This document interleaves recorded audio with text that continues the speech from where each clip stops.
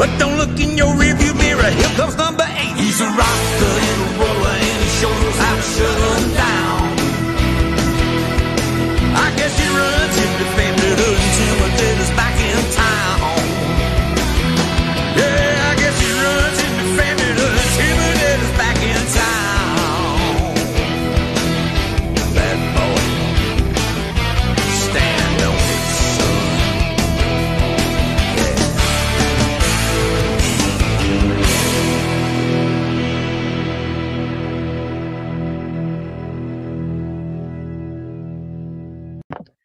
And welcome to the Nasboys podcast.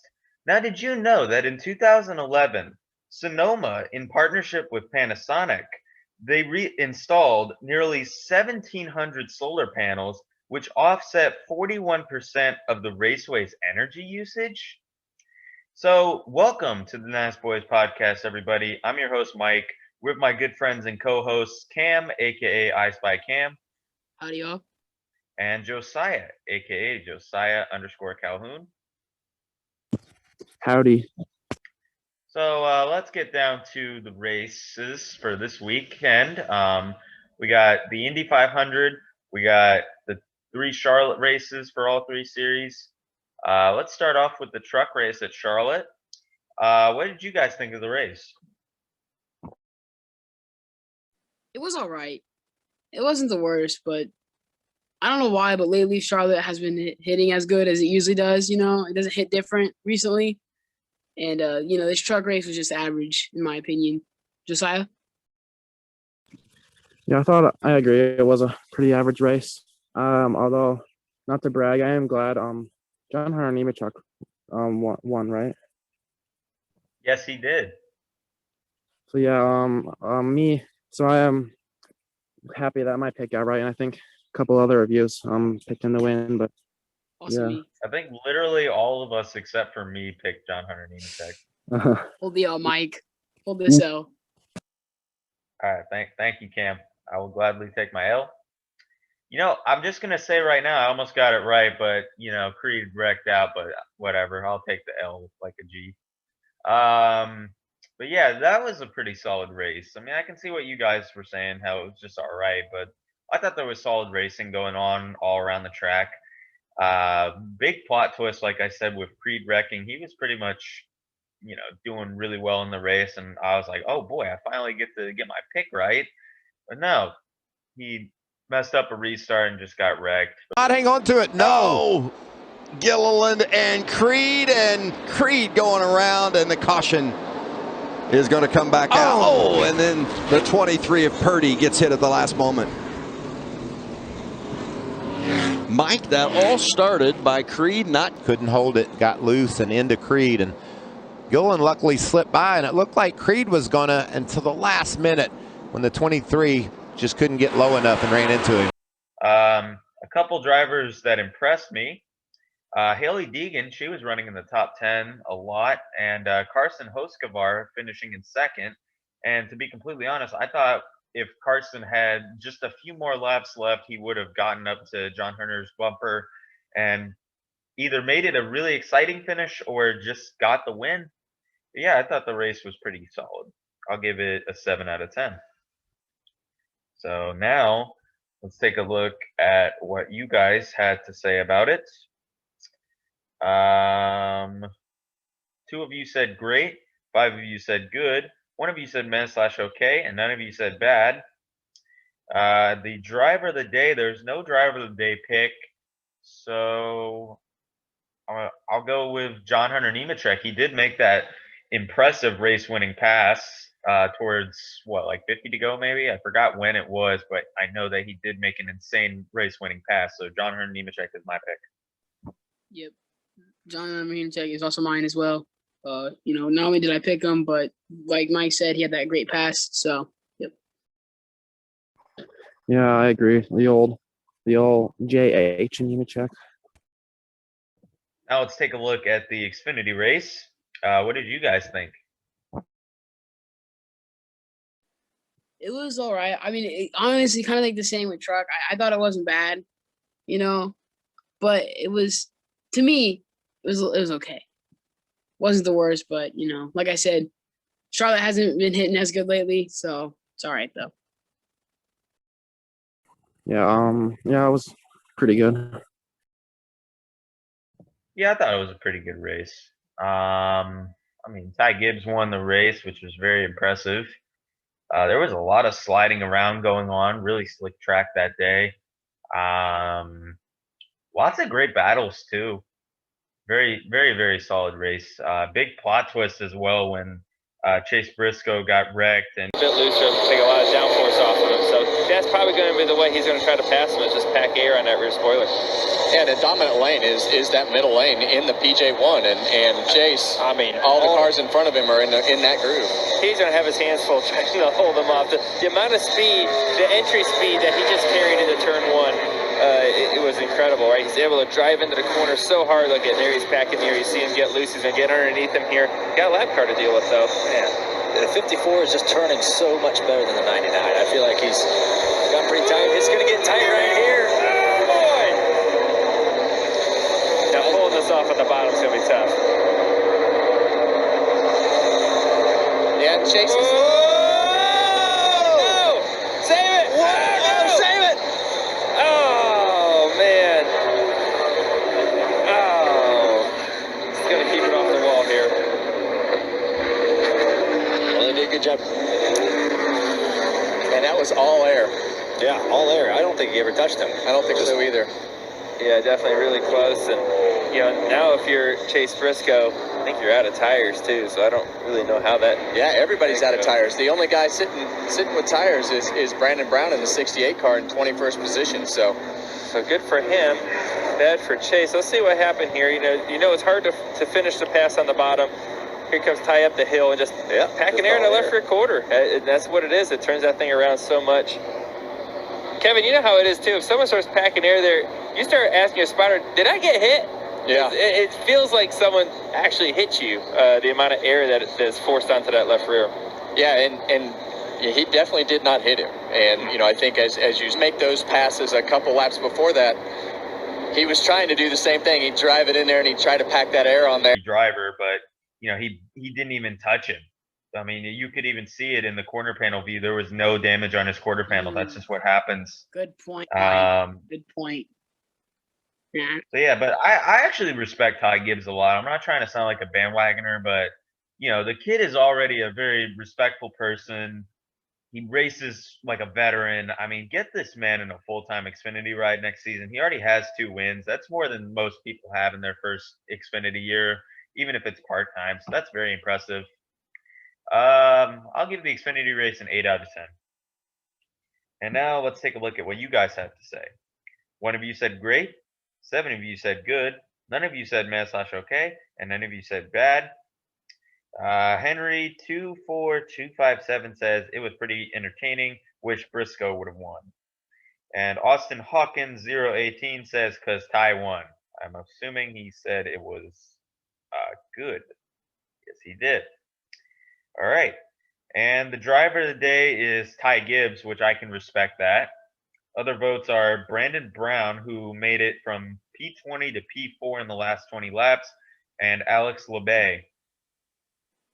So I know that this is not an IndyCar podcast, but because IndyCar is just such a, you know, like, or the Indy 500, excuse me, it's just such a coveted race. Why not talk about the Indy 500? Cam, did you watch it? I watched a little bit of it. Yeah, I watched a little bit of it. I thought it wasn't the worst. Like, honestly, like, I was never a big fan of, like, anything like that in general. But I will say the racing was not as bad as I thought it would be. And the commentary made it 10 times better. I wish NASCAR commentators would like that. Yeah, I know. I agree. I think about the commentating, but yeah, I thought this race was actually really good. I thought there was a lot of good racing in it, and also the broadcast was really good for it.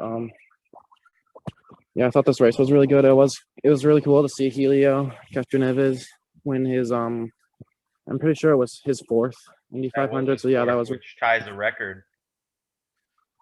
Yeah, Yeah, but yeah, I thought this was definitely a really good race. Yeah, I mean, that was a pretty good race. From the first part of the race, it was just okay, but then it started picking back up with the battle between Alex Palou and Elio Castroneves. I was really pulling for Elio because, I mean, I'm a Penske fan in NASCAR, so automatically I got to be a Penske fan for IndyCar. But yeah, Elio is just such an awesome dude. He's an awesome race car driver, tying the record. That's incredible. And just the ending of it, like when he was running around the track and all the crew was like coming up to him and giving him hugs, that gave in his 21st Indy 500. Oh, yeah, it's Here on. we go. Castroneves can do it, I think. Here we go. 2 laps to go. 2. Here it comes. Outside, that is bold. Turn Just one, set it up. Elio. Don't lose too much ground, Palou. Get back in line. Get down low. Get some clean air on your wing. Get a run. Set it up for the last lap. Paul, I think Castroneves has to start driving a line he doesn't normally run, which is all the way down over the white line. Take the air away from Palou to the inside. Don't let him get any more front grip than he needs. He's right there. Castroneves. Oh, look at all this lap traffic now. Boy. Lap traffic will become a factor as they come up on these. Look at that pack of lap cars going slow. This is going to be crazy. White flag. My goodness. Elio Castroneves has to weave his way through here under the ultimate pressure. Got to set this up. Palou's got to just back it off here and set this up off of turn 2. This is where it's going to happen. Final lap out of turn 2. Onto the backstretch for the final time. Can Castroneves weave his way around with a move that Ryan Hunter-Reay put on him many years ago? He sticks behind RHR. Now here Palou. Palou gets closer. There's a 4-time win on the line for Elio Castroneves. Look at the crowd. They know history's on the line. Welcome to the 4-time club, Elio Castroneves. That is awesome. Spider-Man is back at the Speedway. The Spider-Man climbed the fence at the Speedway again. Well, now we got that answer. We now know. There's Mike Shank. Oh, yeah. Co-owner of Meyer Shank Racing.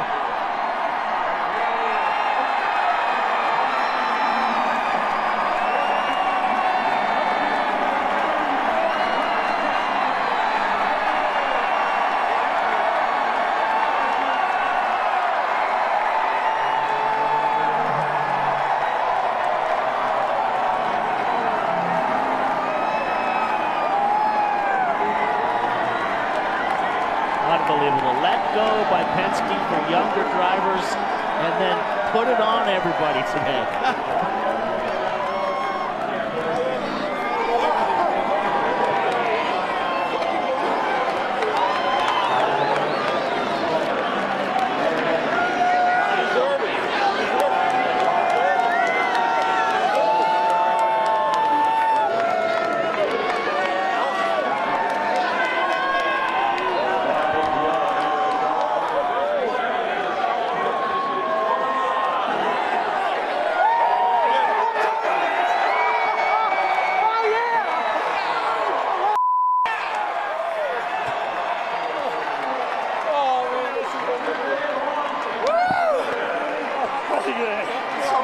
Man, you're awesome.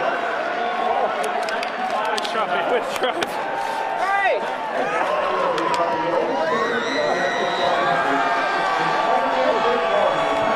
You know what? I'll never go camping again. That's the 4th one. I'm giving it back to you.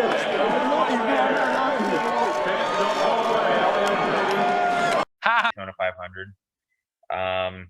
So for those of you who don't watch IndyCar, I've started getting more into it, partially because Jimmy Johnson is in it and because I wanted to get more into it because I really like the racing. And at times, not always, but at times, it's better than NASCAR racing because, you know, there's always a lot of battling and stuff like that. And it's very intense. And I enjoy IndyCar racing on ovals. So I really wanted to get into it. But yeah, I thought that was a great race. I'll give it a 9 out of 10.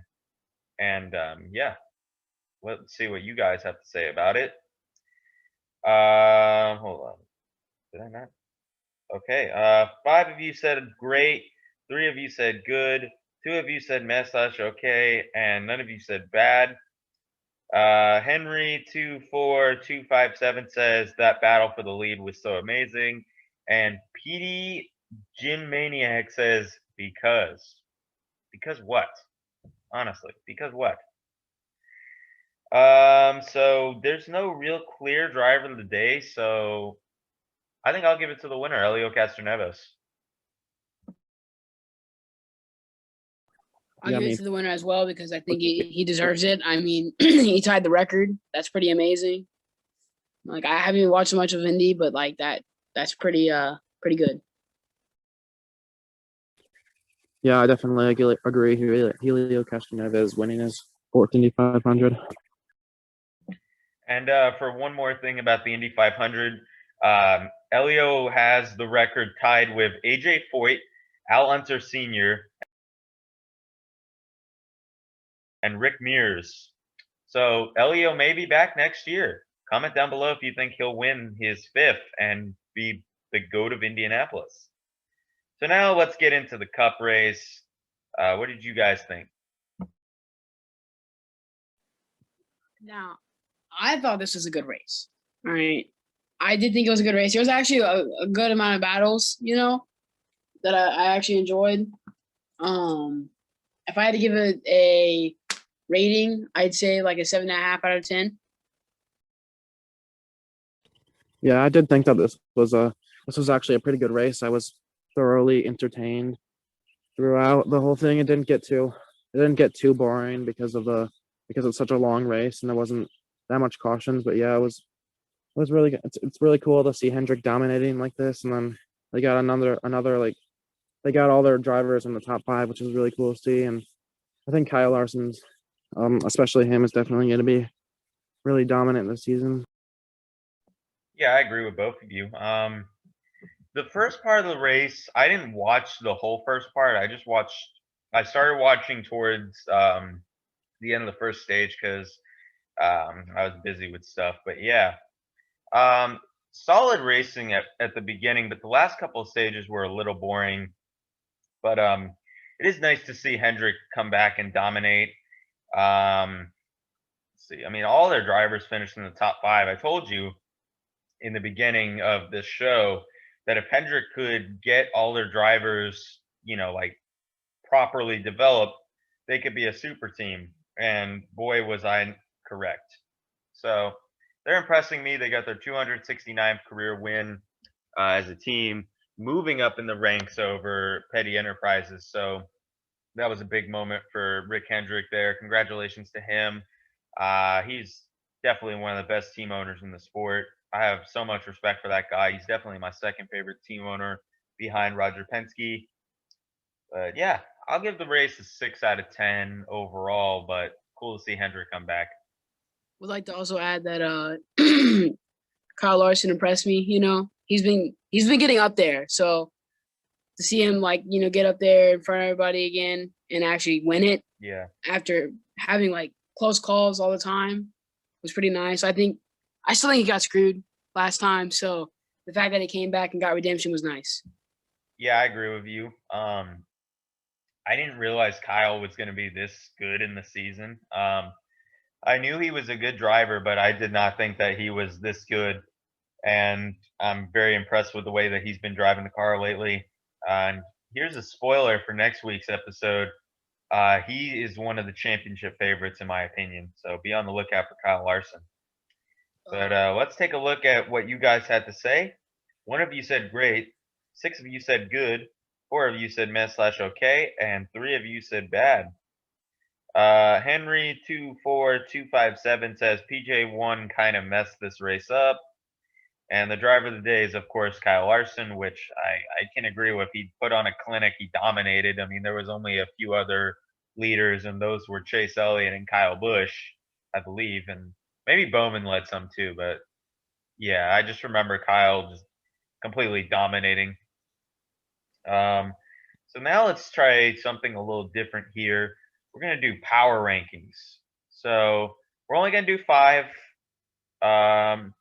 My number 5, I'm going to go with Alex Bowman. He ran top 5 most of the race. He's been having a very solid season, getting his career high in season wins of 2. So I'll be on the lookout for Alex this season. Number 4, I'll give it to Kyle Busch. He ran a very solid race. Was in the top 3 most of the time, top 5. So he was very good, going back to his usual Kyle Busch ways. Number 3, I'll give it to William Byron. He was in the top 5 for most of the night. I know that he did get his top 10 streak broken, but maybe he can start a new one. He's been very solid this season, and he's surprising me because I'm not the biggest William Byron fan. I think that he was very overrated, but now he's really starting to impress me. Number 2, I'll give it to Chase Elliott. He won last week or the week prior. He was doing really well, and he was my pick to win this weekend's race, but unfortunately that didn't happen. And number 1, Kyle Larson, for obvious reasons.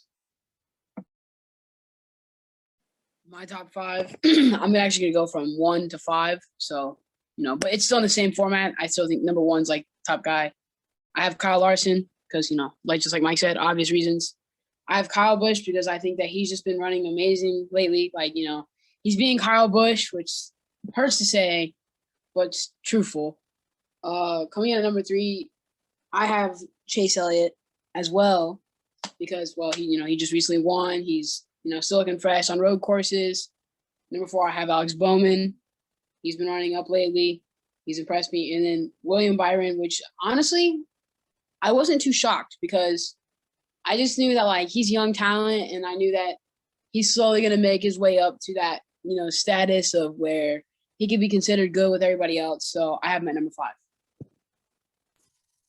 Okay, so for me, I'm gonna go from 1 to 5.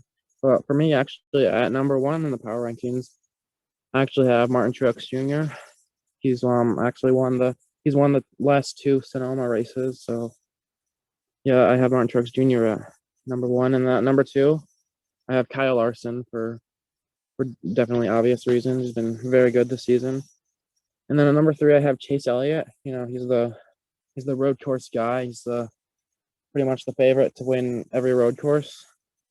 And then number 4, I got Denny Hamlin because he's been really good this season and really consistent. And then he's also really good at Sonoma because he's finished in the top 10 the past few races here in top 5 and stuff. And at number 5, I have Kyle Busch because he's also pretty well at Sonoma. Interesting picks. I'll definitely take note of that for next week. So now let's get into usual stuff here with paint scheme review. We'll only spend about 15 minutes, and then we'll do top 10 as well and picks for the race. So let me just pull up the paint schemes. Give me one quick second. Okay, so starting out is the number 66 Ty Majeski Simcraft. I don't mind this. It looks all right. I like the matte black, matte gray. I'm gonna give this one a 7. Looking at this, it's not bad. I will say I kind of like the I guess you could say chrome grayish black with the little line neon green stripe at the bottom. I think that's a really cool look. Maybe that's yellow, but from my angle, it just looks different to me from the yellow on top. But anyways, I like the car. It's not bad. I give it a 6 out of 10. Yeah, I do like the scheme. I think it definitely is a really nice scheme. It's kind of it's got the nice grayish and matte black color, and then have the little yellow stripe on the bottom. I think it's a good scheme. I'll give it a 7 out of 10. And then next up is Jordan Anderson, or actually, I don't even know if this is Jordan Anderson. I know it's his team. I'm not sure who the driver was, but Keith McGee. My bad. Or no, I don't even know who the driver was. It's for Barstool. This looks actually really cool. I like the camo, how it kind of looks like a bush, but it's camo. And then you get the top kind of fighter plane look. I'm gonna give this one a 9. I really like it. I think this is for Jordan Anderson. It's all right. I actually like the prism look of it. Kind of reminds me of like, you know, like when you see like those church murals. I don't know what you call those, but like when you see like when they have like a painting of Jesus and it's like on the church and all that. That's what that Yes. reminds me of. Yeah, I know it. I like it, but I will say I kind of think the gray ruins it. And then So yeah. For the sorry. other car, it looks all right. I like it. It's not bad. Okay, so yeah, I think, yeah, for the first, the truck, yeah, I'm pretty sure this is Jordan Anderson, but for the truck, I think this definitely is an interesting scheme. I think it's pretty nice. I'll give that one a 6 out of 10. And then the other one, the Xfinity car, although this one looks pretty nice. It's kind of, in my opinion, it's kind of like generic, a little generic, but yeah, I'll give that one also a 6 out of 10. We already reviewed the Xfinity car, but you two weren't here because a lot of stuff happened before you guys came here. But yeah, for the Xfinity car, I really liked it. I thought it looked really cool, and I believe I gave it like an 8. I think, or I don't remember exactly my rating, but I do remember reviewing it. So next up is Sheldon Creed's Lip Kits for Less. This is not the same as what we did for Mike Marlar and I believe Timmy Hill, but I really like this one. I like how they incorporated a lot more orange and gray, and the blue looks really nice. Still giving me New York Knicks vibes. I'm gonna go ahead and give this one a 9. Looking at this, like I said, every time I see these colors, I think either New York Knicks or the New York Mets or Nas all the time. Never will not be that way.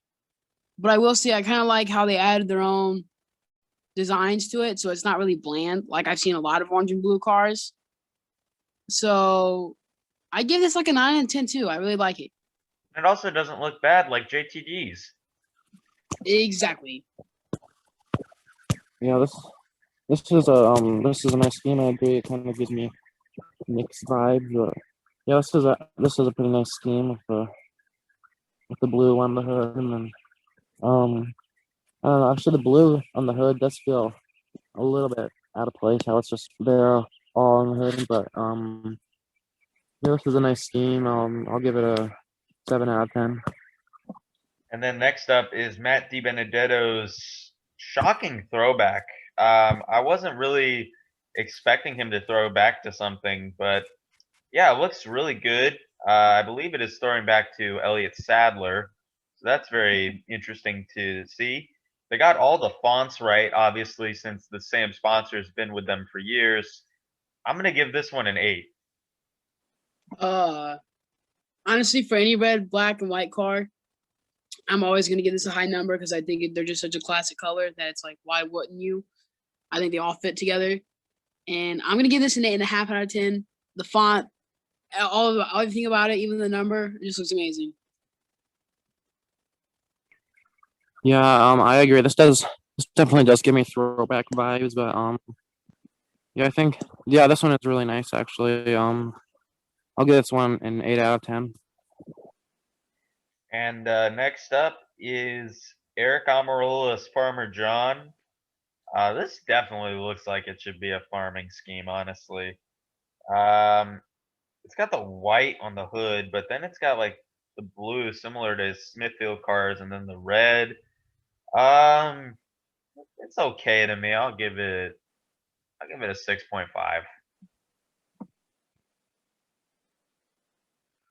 Oh, okay, my bad, yo. I gotta give you a minute.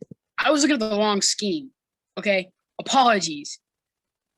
So this one, I like it. It's not bad. I like the so I don't know if you guys watch baseball or not, but if you've ever seen the Phillies, and they wear this like, I want to say like Carolina blue jersey with red on it. That's what it reminds you of. Good car. Oh yeah, I know what you're talking about.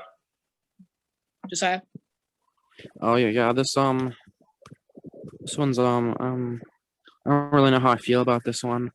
Just kind of, I don't really like that shade of blue on the side. It just doesn't look very good right now to me. But I think this one definitely is pretty decent though. In my opinion, I'll give it a 5 out of 10.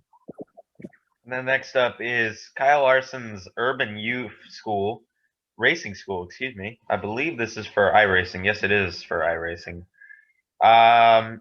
It looks okay. A little bland, but I don't mind like it's got like these tiger stripes, which I find really interesting. I'm gonna give this one a 6. This is ugly, dude. I feel like I'd find this in my grandma's car.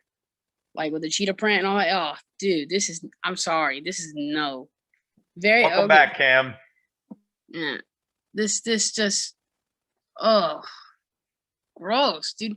Like, I'm sorry, but like cheetah print should never be on a car no more. I'm sorry, but no. Like I said, I don't even think my grandma would drive this, and just no. That's bad. It's a 4 out of 10. Be nice, I gave you that. Yeah, this definitely is interesting. I don't really like it, especially because there's not much on the front at all. They just put black, but then on the side it's just like, I don't know. It's just weird to me. It just doesn't feel right. But I'll agree. The 4 out of no, actually, I'll give it a 3 out of 10. Dude, honestly, like, what is that milk at the bottom? Like, God, like, what is the white stuff supposed to be? It does look like milk. That's what I thought it was originally. I thought it was like cornflakes, like Frosted Flakes. I'm looking at it, dude. I'm looking at it, and it looks like the packaging for Oreos. Oh, dude, you got a point. But like, oh, it just like, and the worst part is that like the white has like black like paint on the bottom. I don't know what you like. Yeah, splatter paint. But it's like, what's the point? Yeah, exactly. Is this supposed to be the cheetah print? They're trying to get like leopard print or something. Honestly, it's like they went to do like tiger print maybe or something like that, and then like midway through it just like inked off and like didn't work. The orange and yellow part didn't work at the bottom. True. Next up is Chase Elliott's Napa car for the iRace. This looks really good. I think that this should be the primary. Honestly, I'm tired of seeing the same white and blue scheme. I think that they should roll with this. It looks really nice. I'll give it an 8. I don't like this. I don't. I know people would be like, why? I don't like the Napa, like the one that's on the side by the 9. I feel like it's just too close to the 9. That bothers me. Besides that, it's not too bad of a car. I'd say there's a lot of blue. I feel like you still need a different color to like help shade it out a little bit. Honestly, I think what would be better is if he had the normal car he had now and then change the white to black. I think that would look 10 times better. But for this, I'd give it like a 7 out of 10. It's okay. Okay, but yeah, I like this. I actually really like this. I think I agree. It definitely should be the primary, but I do agree with the little Napa logo on the side. It's kind of weird how it's just put there, but yeah, I think this definitely is better than the primary he's running right now. So I think maybe yellow numbers would look cool on the side instead of the white, but it does look cool. But I'll give this one a 9 out of 10 because I really like it. And then finally is Austin Dillon's Congressional Sportsmen's Foundation. This I'm gonna be honest, it sounds kind of like golf, but the scheme is okay, I guess. It kind of reminds me of American Ethanol in a way. I wish there was more green, like it was mostly green and black, like not white. So I'll give this one like a 5.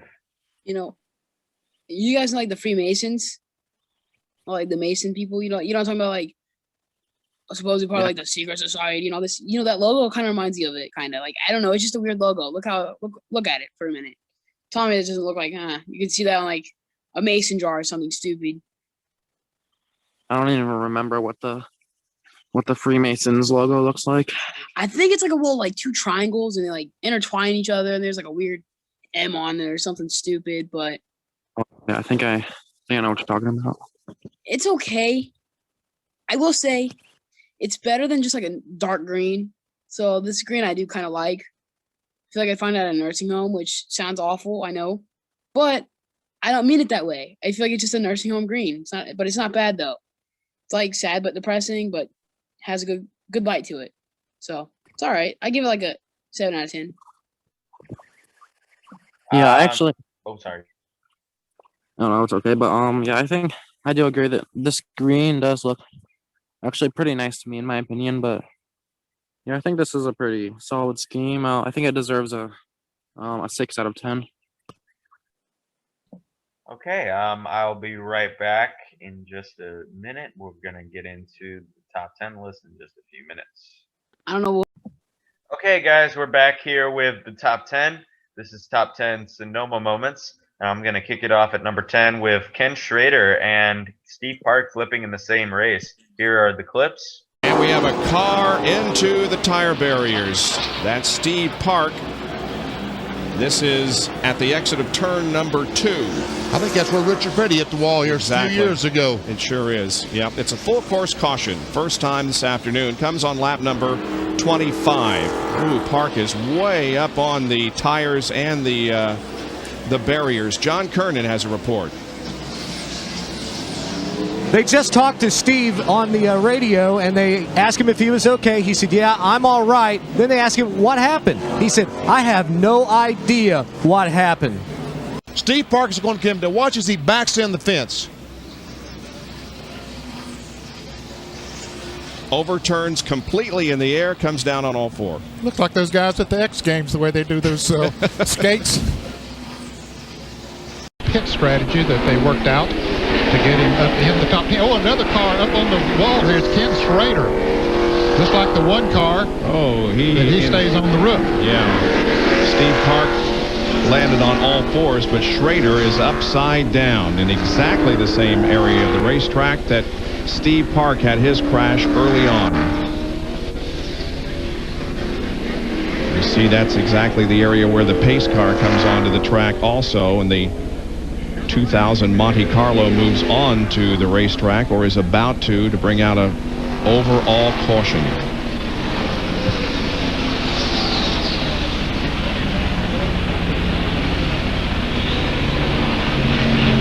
Well, all we can do is hope. Looks like he's pulling him out feet first. Oh, man. All right. There he is.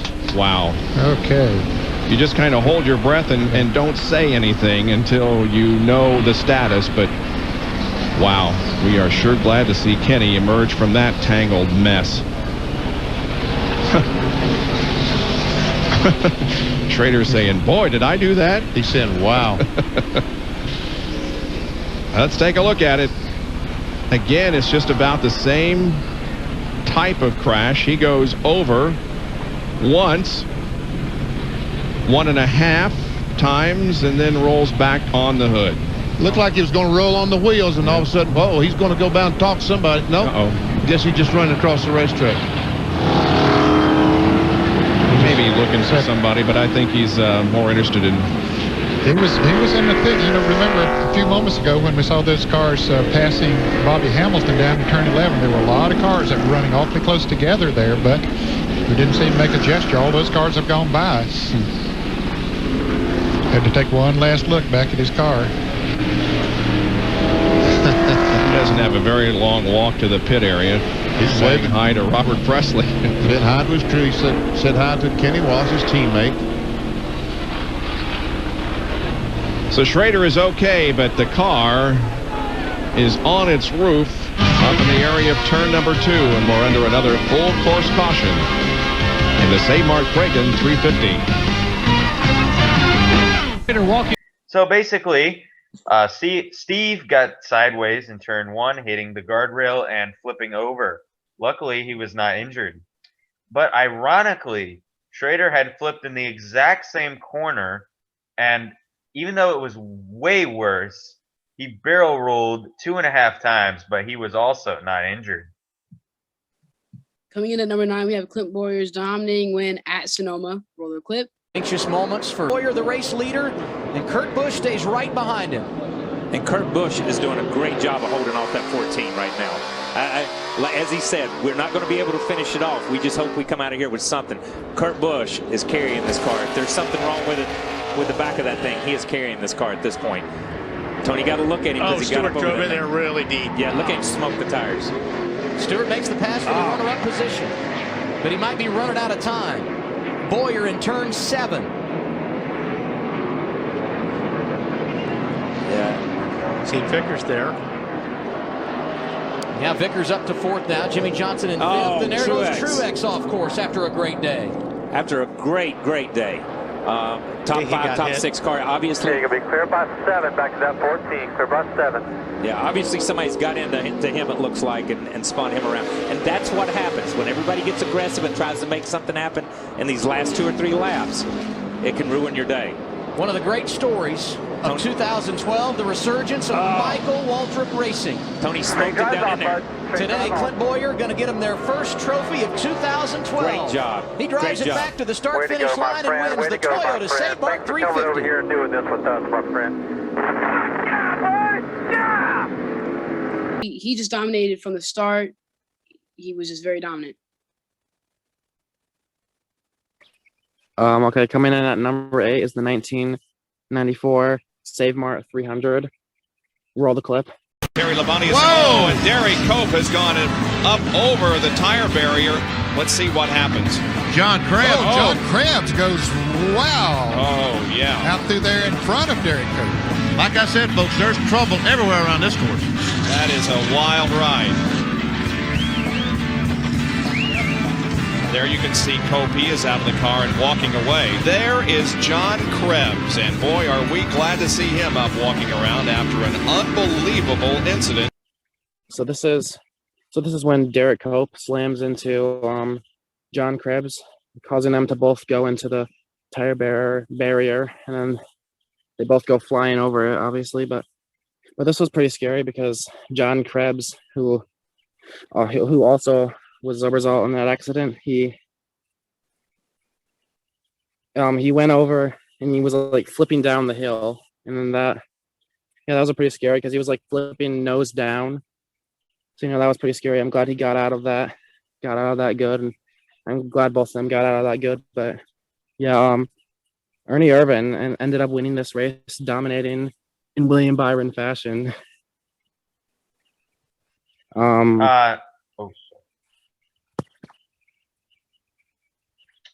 So coming in at number 7 is Jeff Gordon's 3 straight wins from 1998 to 2000. Here's the clip. Here's corner number 11. No threat from Hamilton this time. Jeff moves the car out onto the straightaway. He looks at the white flag, indicating one more lap to go on this 1.95-mile course. There's the white flag waving. It's a 3.1 second advantage for Jeff Gordon here on the last lap.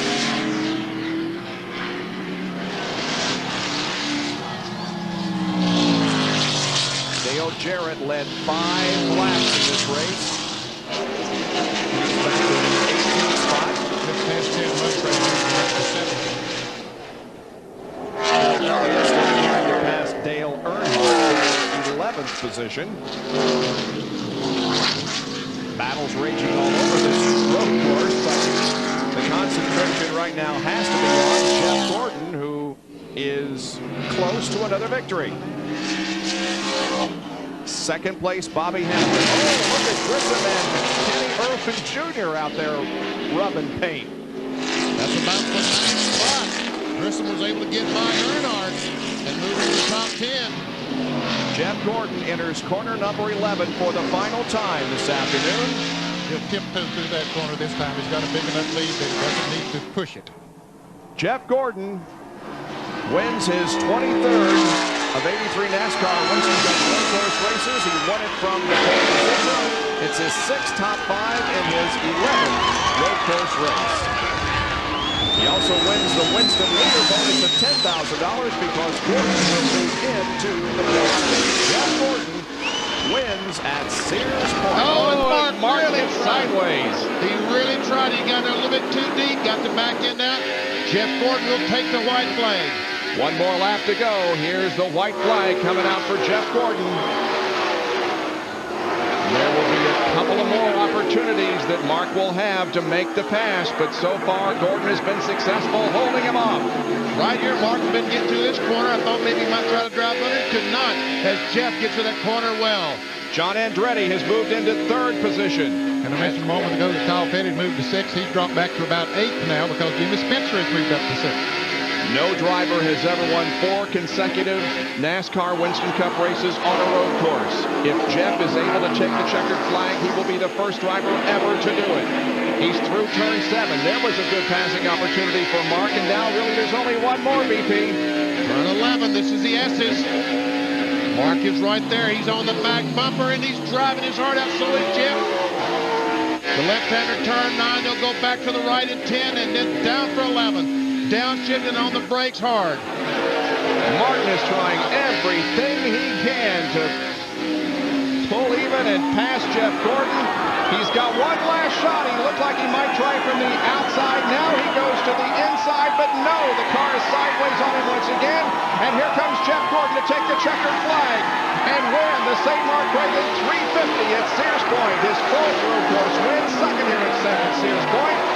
And the 4th win of 1999. He also won at Daytona, Atlanta, and California. He's going to go to our McDonald's Winner's Circle. Later tonight, we will have the interview for you on RPM tonight.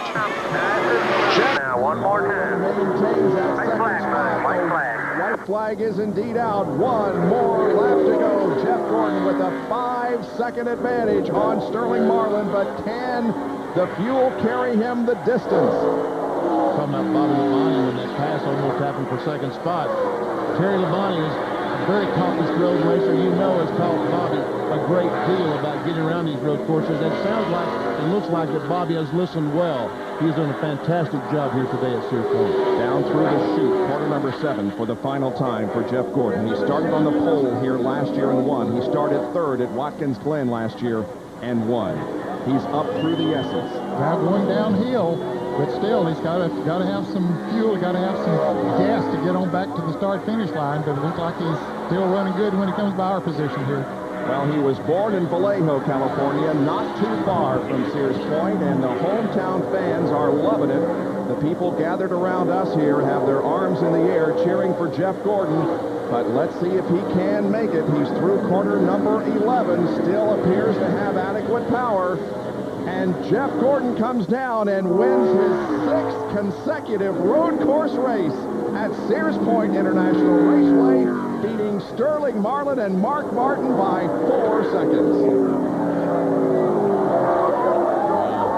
McMurray's here to score points. So Jeff had won 3 times, like I just said. All were dominating performances, with 2 of the 3 wins coming from the pole, except for 2000, where he started 5th and immediately getting the lead and dominating. And by the way, he did win that 1999 race when they flipped over. So, yeah. Coming in at number 6, we have Jerry Nadeau's devastating loss at Sonoma. There's Stewart makes the pass for 3rd place, our pole sitter. And it's over. What happened? It blew up. I heard him say it was blowing up. Jerry Nadeau, the Atlanta winner in 2000. Hell of a job. Great job here, guys. Great job. Nice run today. And guess what? Finally, Ricky Rudd. It goes the other way. Yep. The glass slipper broke. 3 to go, he blows his engine, which is like the biggest psych I've ever seen in NASCAR. Must be hurtful. Okay, so coming in at number 5 is the 2005 race at Sonoma. Roll the clip.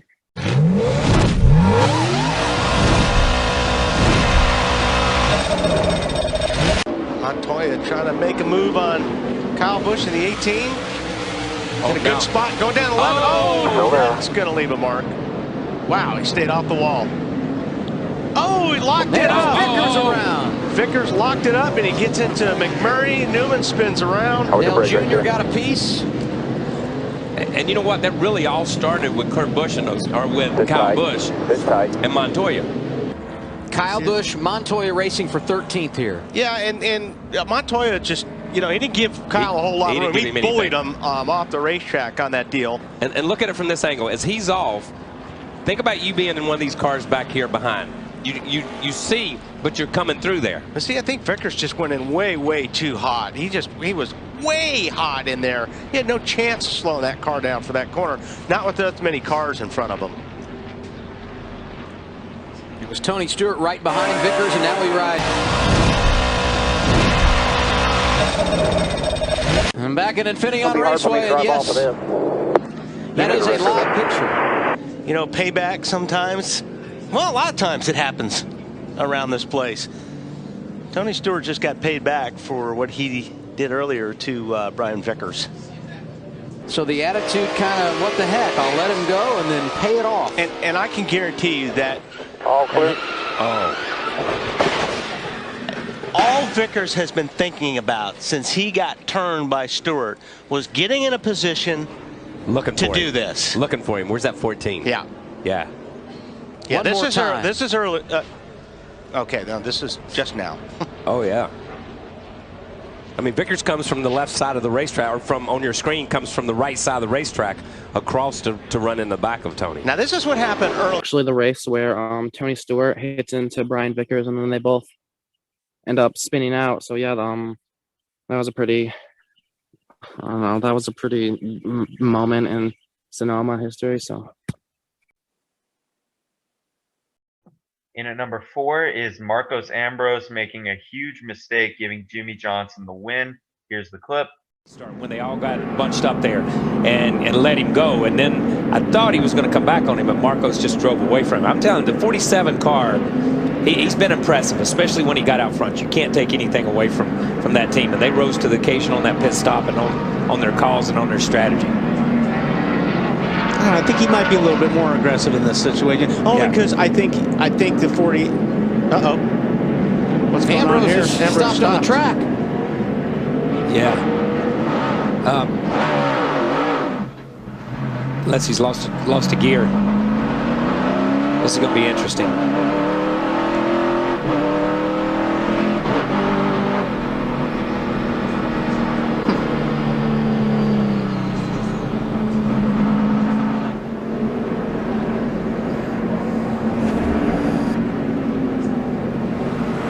Couldn't get it cranked. He's saving fuel and couldn't got to the top of the hill and couldn't get it cranked. You know what I mean? Yeah. That's why because his motor's off right here. Yeah. Now he'll probably. Yeah. Larry. What do you think, Larry? Hey, guys, there's no reason he should have to save fuel. He pitted on lap 80. That's 30 laps. Unless they're just banking that we might end up with 3 green, white checkers, they should be in great shape, especially with these cautions. I have no idea why they'd be trying to save fuel. I don't think he's going to do that again. Yeah, he was. I'm telling you, man. He let it roll around the corner and start up the hill and couldn't get it fired because he was on an angle. You know what I mean? What? NASCAR may not go for him doing that and losing those spots and then going back up there. I can't, that it's one of those deals that we got into a couple years ago, Larry. Remember, you got to maintain a speed. Exactly. And he stopped in the middle of the racetrack. If they let him go back up there, they just gave him a mulligan. Yeah, they did. I agree with that. I agree with that. Jimmy Johnson riding 2010 race. Ambrose was trying to save fuel and for some reason decided to stop in the middle of the track and stall his engine out. And cars were obviously going to pass him. I mean, they weren't going to wait for him in the middle of the track.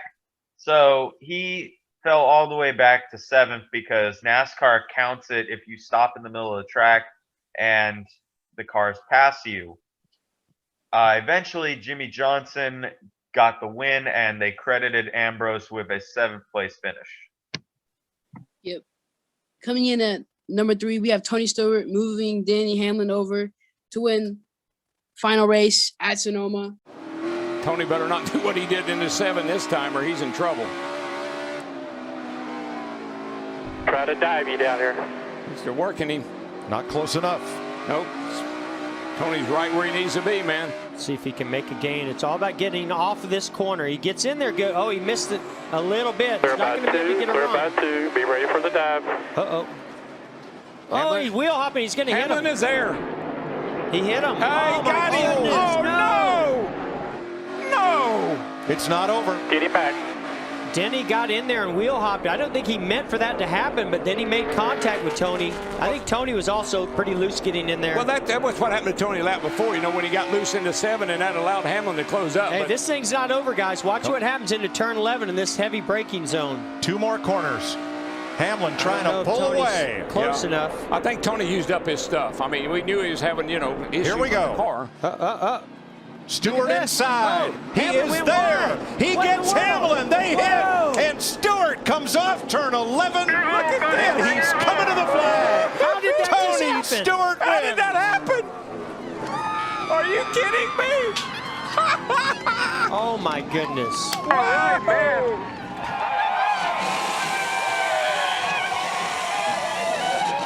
Go out without celebrations like this. Nobody can describe the journey Tony Stewart has been on over the past 3 years. Smoke, does the impact of this win even more meaningful, the timing of it? Oh, man. They're all good. It doesn't matter where you get them, but we could run close to those guys all day. We just got stuck back in traffic, so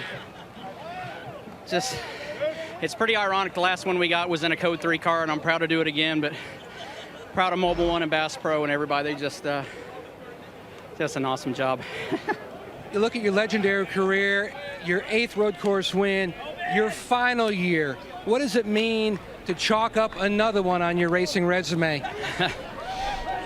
Especially at a place you're going to for your last time, that means a bunch. So it's it's special, trust me.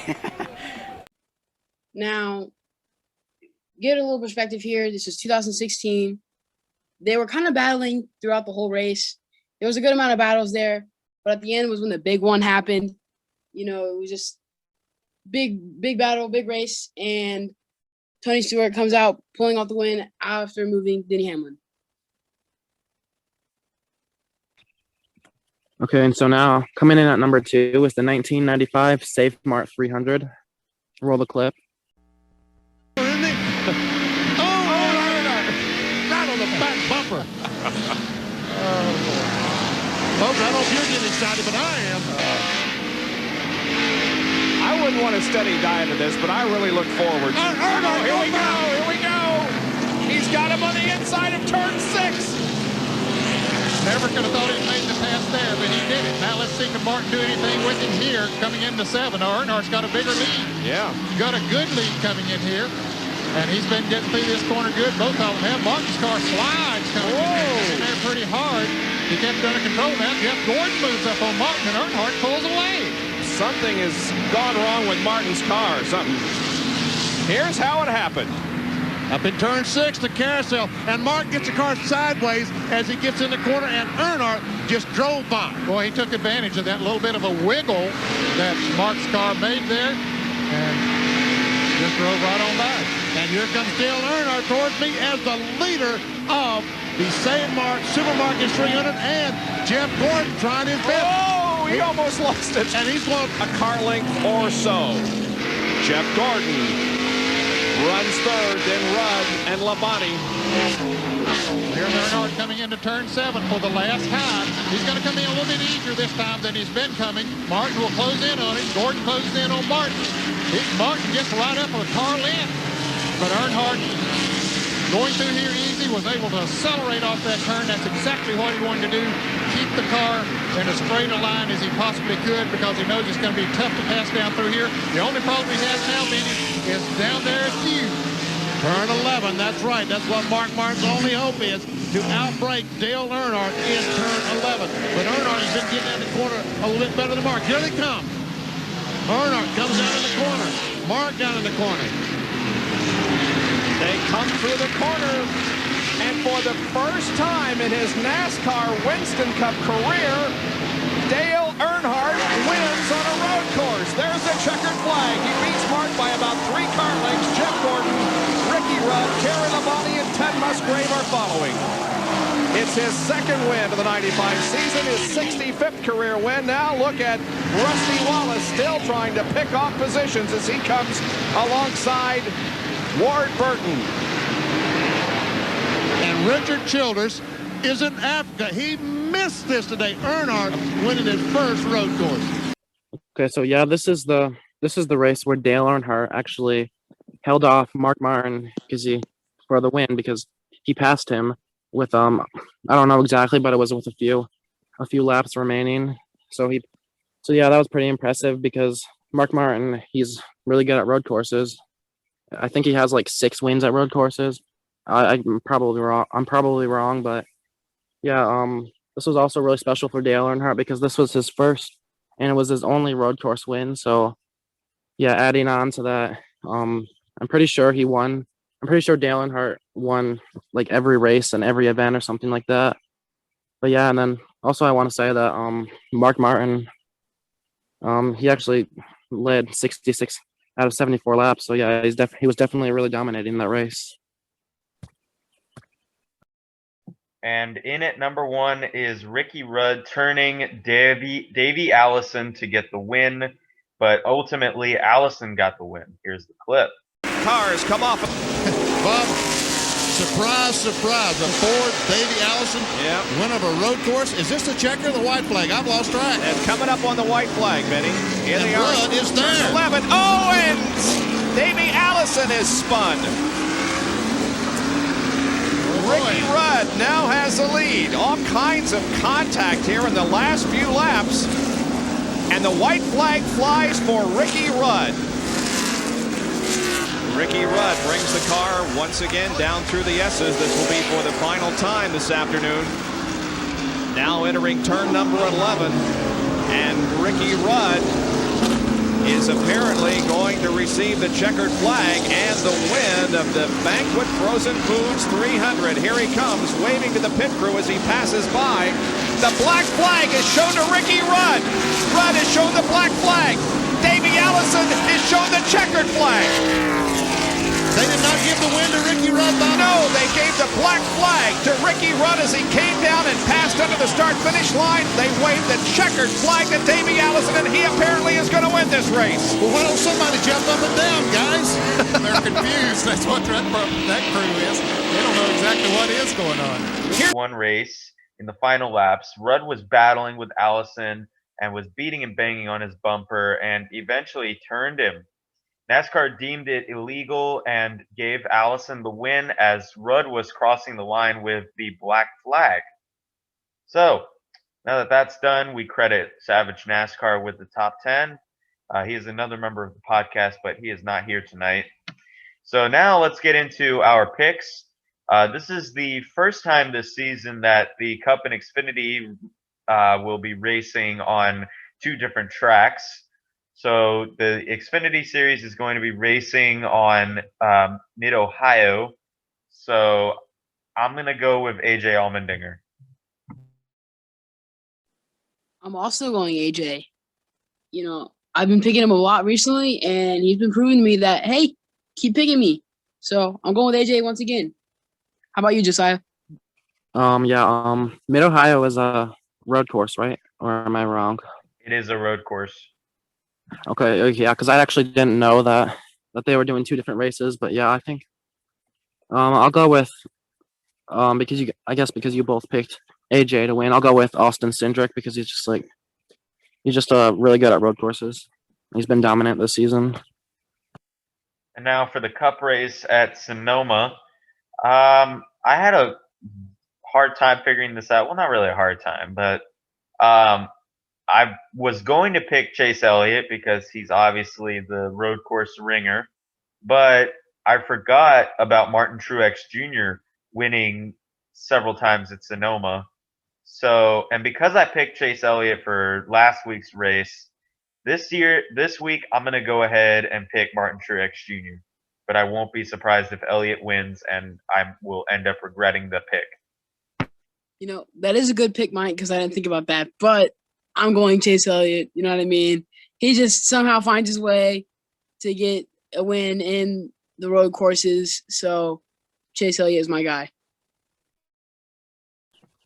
Yeah, I think those definitely are 2 really good picks, but I'm actually going to go with Kevin Harvick to win this. I think he is he's really good at this track. He's won here before and he's ran really well the past few races here. So I think he gets his first win of the season.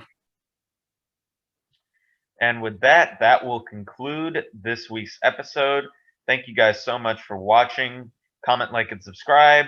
Please help us get to our first ever milestone of 100 subscribers. If you watched this far, thank you so much. Please share the podcast with your friends if you really like it.